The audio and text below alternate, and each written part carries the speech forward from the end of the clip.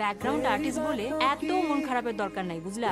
কষ্ট করতে হবে, পরিশ্রম করতে হবে। আমাকে দেখো, একদিন এশিয়ার সবচেয়ে বড় ডিজাইনার আমিই হব, হব না? আমিও একদিন এশিয়ার সবচেয়ে বড় নায়ক হব না? হবা। আর রাস্তা আটকে আছে।